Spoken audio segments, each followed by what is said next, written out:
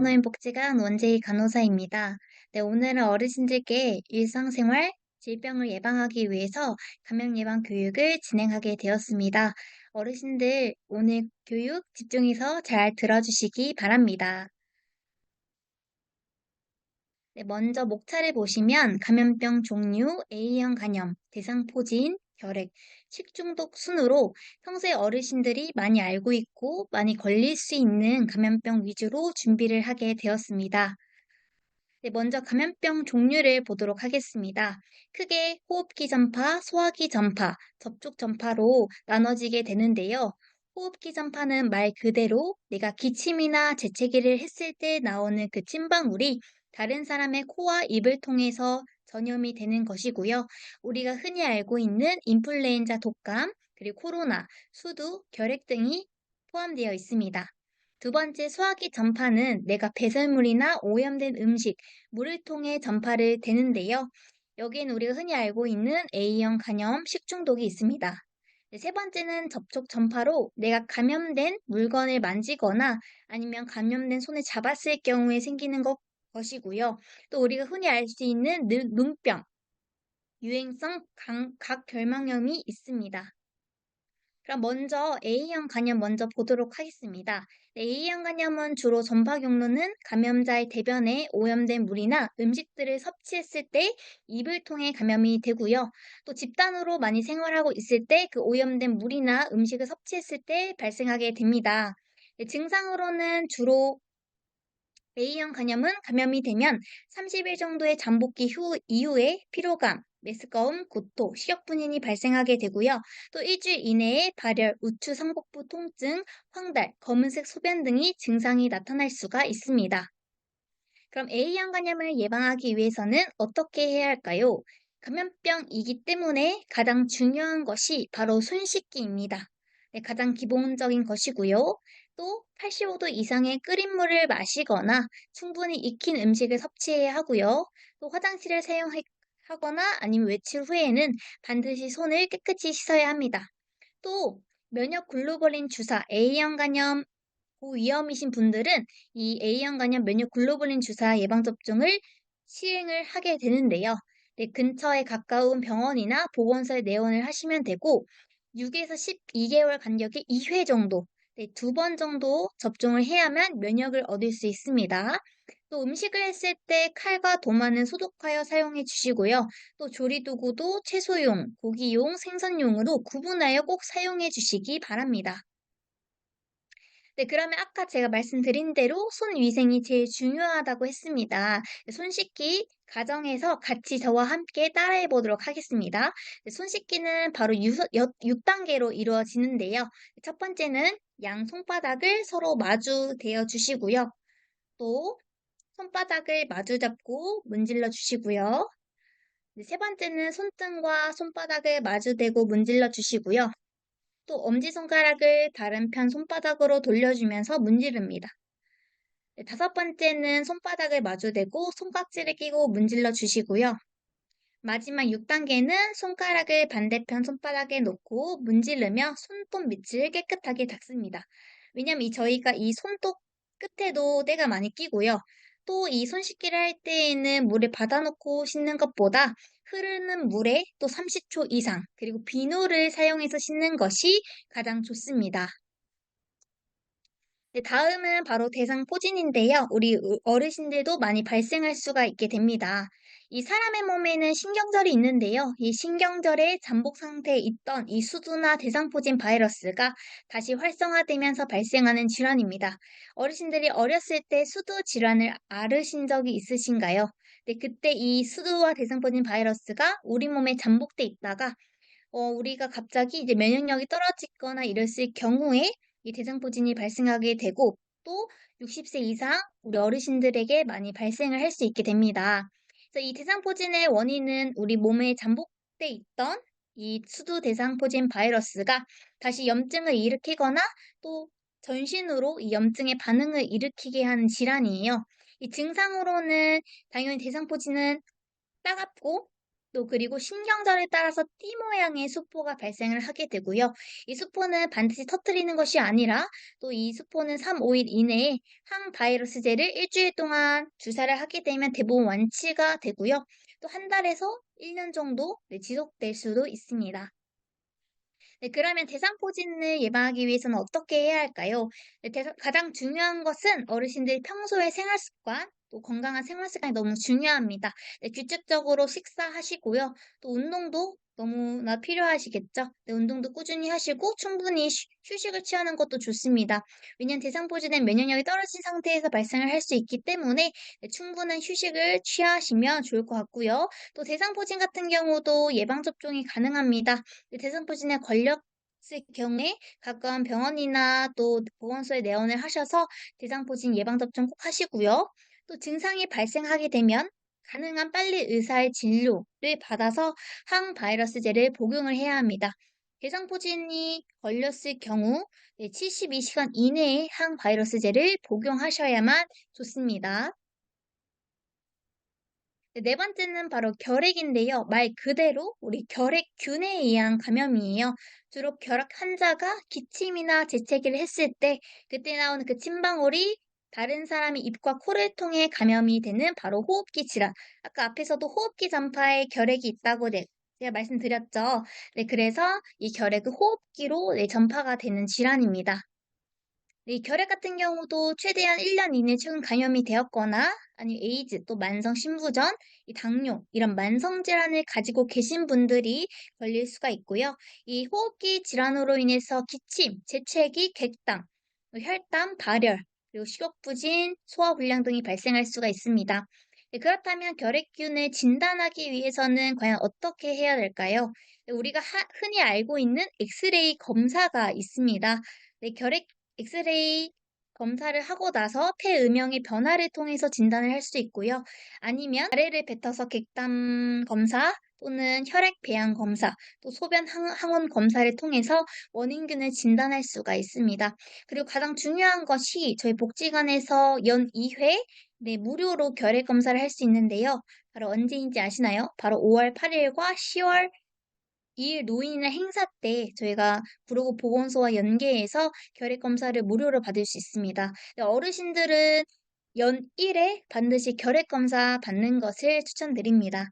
네, 그래서 결핵을 예방하기 위해서는 어떻게 해야 하냐면요. 또 결핵을 걸렸을 경우에는 항결핵제라는 약이 있는데 이 약을 만성질환처럼 4에서 7개월 동안 꾸준히 복용을 하셔야 합니다. 절대 중간에 이 약을 끊으시면 안 되고요. 이 약을 꾸준히 드셔야만 이 결핵을 예방할 수가 있습니다. 또 연일의 결핵 검사를 65세 이상 어르신들은 연일의 결핵 검사 받는 것을 추천드리고요. 또 호흡기 증상이 2주 이상 지속될 경우에 계속 기침으로 생각할 수 있는데 이 호흡기 증상이 2주 이상 지속될 경우에는 결핵 검사를 받아보시는 것이 좋습니다. 내가 계속 감기 기침을 하는데 왜 안 낫지? 이럴 경우에는 결핵 검사, 이게 2주 이상 지속될 경우에는 결핵 검사를 받아보시고요. 또 결핵이 있을 경우에는 호흡기 전파이기 때문에 내가 기침을 했을 때는 손수건을 이용하시거나 이렇게 사용하시고요. 또 비누로 또 30초 이상 흐르는 물에 깨끗이 씻으셔야 하고 또 균형 잡힌 식사, 꾸준한 운동 등이 효과가 있습니다. 네, 마지막은 바로 식중독인데요. 이 날씨가 더워짐에 따라서 바로 음식에 균도 많이 발생을 하게 되기 때문에 가장 우리가 그래도 음식을 많이 섭취하잖아요. 이 식중독을 알고 계셔야 되는데, 우리가 음식을 섭취할 때 우리의 몸에 유해한 독소나 미생물이 우리 몸에 유입이 되어서 나타나는 감염 질환 또는 독성 반응입니다. 흔히 식중독은 다 똑같은 것이 아니냐라는 질문을 할 수도 있는데요. 네, 식중독은 다 네, 똑같은 질환은 아니고 그 균에 따라서 크게 달라지는데요. 바로 세 가지로 독소형, 감염형, 바이러스로 구분이 됩니다. 이 독소형 같은 경우에는 우리가 감염된 음식을 섭취했을 때 그 몸에 있던 그 균이 유해된 균이 우리 몸에 유입이 됐을 때 그 균이 독소를 우리 몸에 내뿜는 것, 그게 바로 독소형이라고 알고 계시면 되는데요. 흔히 예시로 황색 포도 상규균, 포도처럼 생긴 동글동글한 균이고요. 감염형 같은 경우는 살모넬라 장염 비브리오균이 있는데요. 이 살모넬라는 육류, 소시지를 먹었을 때 발생하게 되고 장염 비브리오균은 어패류를 섭취했을 때 나타나는 균인데요. 이 친구들은 우리 몸에 유입이 되었을 때 대량의 세균을 증식시켜서 생기는 감염형 질환이고요. 또 노로바이러스 같은 경우는 바이러스에 의해서 생기는 식중독입니다. 네, 먼저 식중독 포도성 균 감염을 먼저 보도록 하겠습니다. 네, 제가 말씀드린 대로 동글동글 포도처럼 생긴 균이고요. 흔히 알고 있는 가공식품, 생선, 김밥, 우유 등에 발생을 하게 됩니다. 이 포도성균은 건강한 사람의 30% 이상이 비강, 인후두, 피부, 털에 복용되어 있는데요. 우리가 면도를 하거나 손톱을 깎을 때 이 상처가 나면서 이 구멍을 통해 이 포도상 균이 침투할 수가 있고요. 우리 몸 모든 부위에 감염이 될 수가 있습니다. 네, 증상으로는 피부 감염 시 발진이나 통증이 발생할 수 있고요. 또 식중독 감염이 됐기 때문에 고열, 구토, 설사, 복통 등에 발생할 수가 있습니다.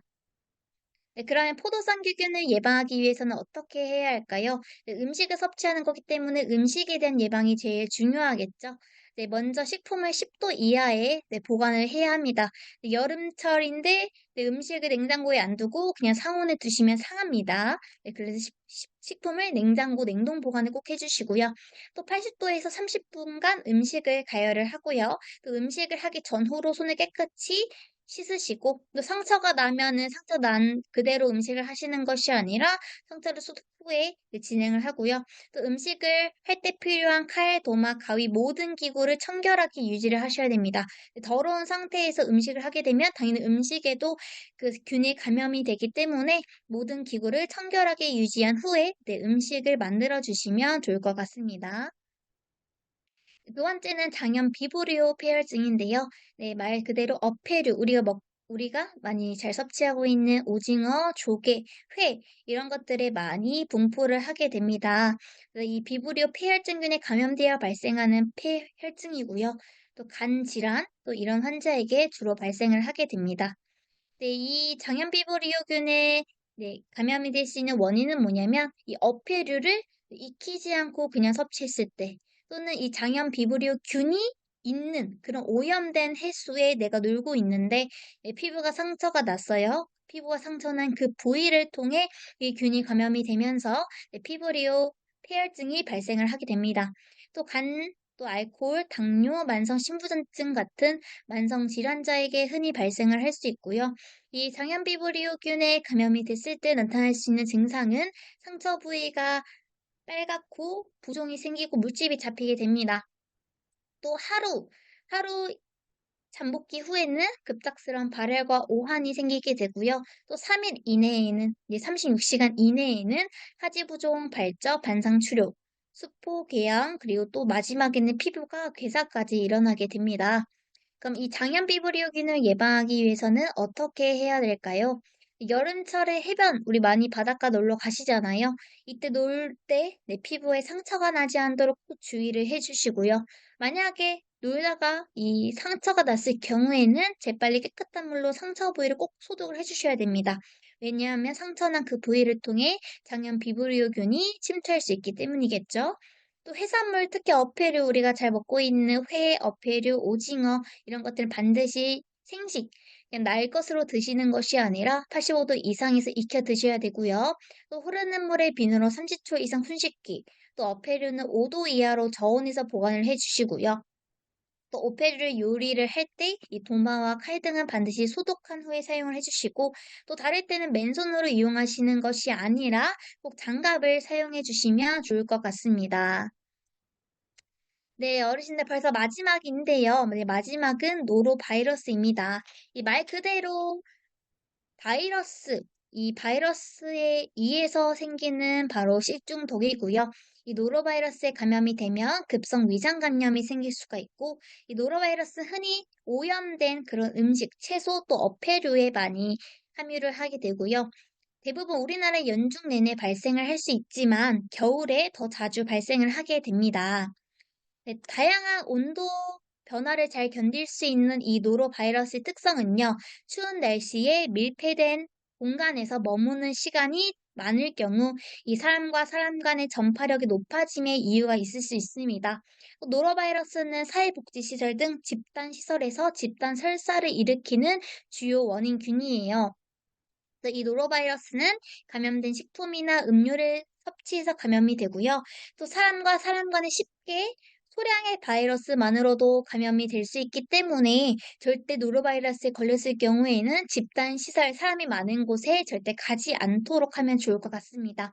또 감염자에게 접촉한 그 물건의 표면에도 바이러스가 발견될 수 있기 때문에 절대 감염된 사람의 물건 이런 거 절대 만드시면 안 되시고요. 또 내가 만약에 노로바이러스에 걸렸다면 절대 복지관에 오시지 마시고 집단 시설에 가지 마시고 네, 가정에서 쉬시면 좋을 것 같습니다.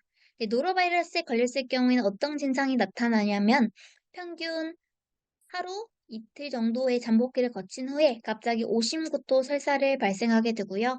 또 두통이나 발열 오한 등 전반적인 신대 증상도 나타날 수가 있습니다. 네, 그럼 노로바이러스를 예방하기 위해서는 어떻게 해야 할까요?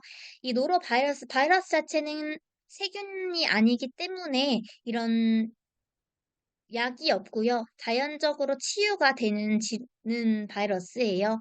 그렇기 때문에 흐르는 물에 이제 30초 이상 손을 깨끗이 씻으시고 또 음식도 충분히 익혀 드시고 접촉한 물건은 바로 자주 소독을 하셔야 돼요. 왜냐하면 감염자가 만진 그 물건의 표면에도 바이러스가 있기 때문에 그 만지면 나도 걸릴 수가 있거든요. 그래서 내가 가지고 있는 그 물건들은 네, 자주 소독을 해주시고요. 또 음식을 제대로 조리하고 최소 60도 이상 익혀 드시고요. 아까 말씀드린 대로 내가 만약에 노로바이러스에 걸렸다면 절대 집단 시설, 그런 노인복지 시설에 오지 마시고 한 7일 정도 집에서 규칙적인 식사, 균형 잡힌 운동을 하신다면 이 노로바이러스는 자연적으로 치유가 될 것입니다. 네, 어르신들 오늘 네, 감염 예방 교육 잘 들으셨나요? 네, 오늘 교육 들은 내용들을 잘 지키시고 또 모두 건강한 삶을 살았으면 좋겠습니다. 네, 이것으로 감염 예방 교육을 마치도록 하겠습니다. 감사합니다.